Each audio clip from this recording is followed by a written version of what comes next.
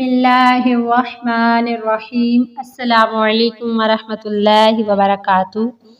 مور جتنا اب خوبصورت ہے اس سے کہیں زیادہ جنت میں خوبصورت تھا۔ مور کی خوبصورتی یہ سبھی پرندے فدا تھے، لیکن ان سب خوبیوں کے باوجود مور سے ایسی کون سی خطا ہو گئی تھی جس سے اللہ تبارک و تعالی نے مور کو جنت سے نکال دیا۔ اللہ تبارک و تعالی نے جب حضرت آدم علیہ السلام اور اماں حوا کو پیدا فرمایا، اس کے بعد ان کو جنت میں بھیج دیا۔ وہ دونوں جنت میں بہت ہی پرسکون سے رہتے تھے، بہت ہی لذیذہ میوے پھل کھایا کرتے تھے، لیکن ایک اناج جس کو کھانے سے اللہ تبارک و تعالی نے انہیں منع فرمایا، اور وہ اناج گندم تھا۔ چونکہ شیطان حضرت آدم علیہ السلام کی وجہ سے ہی جنت سے نکالا جا چکا تھا، اسی وجہ سے شیطان کی حضرت آدم علیہ السلام سے دشمنی ہو گئی تھی۔ شیطان یہ چاہتا تھا کہ وہ کسی بھی طرح حضرت آدم علیہ السلام کو جنت سے نکال دے اور ساتھ میں اماں حوا کو بھی جنت سے نکال دے۔ جب شیطان کو یہ خبر ہوئی کہ حضرت آدم علیہ السلام کو تمام میوے کھانے کی اجازت ہے لیکن گندم کھانے کی اجازت نہیں ہے، تو شیطان انتقام کی آگ دل میں لیے جنت کے دروازے کے پاس بیٹھ گیا اور 300 سال تک وہاں پر بیٹھا رہا کہ کوئی جنت کے دروازے سے باہر آئے اور شیطان اس سے بات کر سکے۔ ایک دن اچانک سے مور جنت سے باہر آ گیا۔ شیطان اس کو دیکھتے ہی بہت خوش ہو گیا۔ شیطان نے پوچھا، اے خوبصورت پرندے تم کون ہو؟ مور بولا، میں مور ہوں، اب تم اپنا تعارف کرواؤ۔ تو شیطان نے جواب دیا کہ میں عالم غیبیہ کا ایک فرشتہ ہوں، میں اللہ تبارک و تعالی کی عبادت سے ایک پل بھی غافل نہیں ہوں۔ میں چاہتا ہوں کہ میں جنت میں جاؤں، وہاں کی نعمتوں کا اپنی آنکھوں سے مشاہدہ کروں۔ شیطان مور سے کہنے لگا کہ تم مجھے جنت کے اندر لے جاؤ، میں تمہیں 3 ایسی باتیں بتاؤں گا جس سے تمہیں ابدی زندگی حاصل ہو جائے گی، تمہیں بڑھاپا اور بیماری نہیں آئے گی، تم ہمیشہ جنت میں ہی رہو گے۔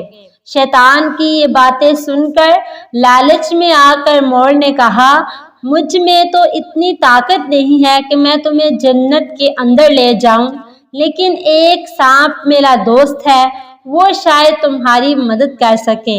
یہ کہہ کر مور سانپ کے پاس آیا اور اس کو ساری بات بتائی۔ سانپ بھی شیطان کی باتوں سے بہت خوش ہو گیا، پھر شیطان کو اپنے منہ میں چھپا کے جنت میں داخل ہو گیا، اور یوں شیطان اپنی چال میں کامیاب ہو گیا۔ جنت کے تمام نگہبانوں کو یہ معلوم تھا کہ شیطان یہ چال چل رہا ہے اور جنت میں داخل ہو چکا ہے۔ فرشتے شیطان کو جنت سے نکالنے لگے، تبھی ہی اللہ تبارک و تعالی کا حکم ہوا کہ اس کو ابھی تک جنت میں ہی رہنے دیا جائے۔ وہ فرشتے اللہ تبارک و تعالی کے حکم سے رک گئے۔ شاید یہ حضرت آدم علیہ السلام کا امتحان تھا۔ شیطان حضرت آدم علیہ السلام کے پاس اور اماں حوا کے پاس جا کر اپنی محبت کا اظہار کرنے لگا۔ وہ دونوں ہی شیطان کو پہچان نہ سکے، کیونکہ ماضی کے مقابلے میں شیطان کی شکل تبدیل ہو چکی تھی۔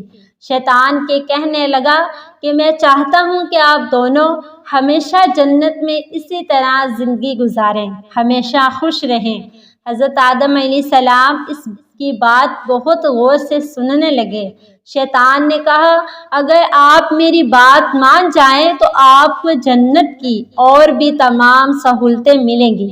حضرت آدم علیہ السلام شیطان کے بہکاوے میں آ کر کہنے لگے، یہ کس طرح ممکن ہے؟ شیطان کہنے لگا، ایک گندم کا دانہ اگر آپ دونوں چکھ لیں تو آپ کو ابدی حیات حاصل ہو جائے گی اور آپ جنت میں ہی رہیں گے۔ یہ بات سن کر حضرت آدم علیہ السلام کے دل میں رجحان پیدا ہوا، لیکن ان کے دل میں اللہ کی نافرمانی کا خوف غالب آ گیا۔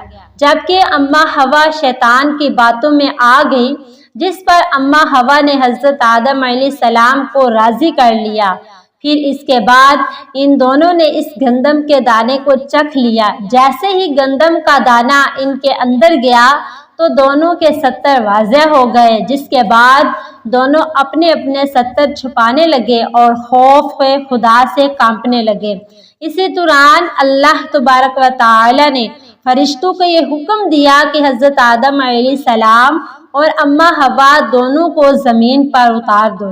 حضرت آدم علیہ السلام کو سری لنکا کے قریب نیچے زمین پر بھیج دیا، جبکہ اماں حوا کو جدہ کی سرزمین پر اتارا گیا۔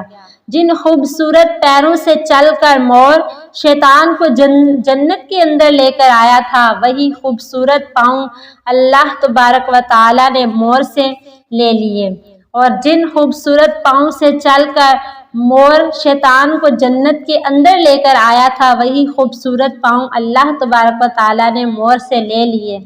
سانپ جو اپنے منہ میں شیطان کو چھپا کر لایا تھا، اس کے منہ کی خوبصورت خوشبو کو چھین کر اس میں زہر ڈال دیا گیا، پھر مور کے ساتھ ساتھ سانپ کو بھی جنت سے نکال دیا گیا۔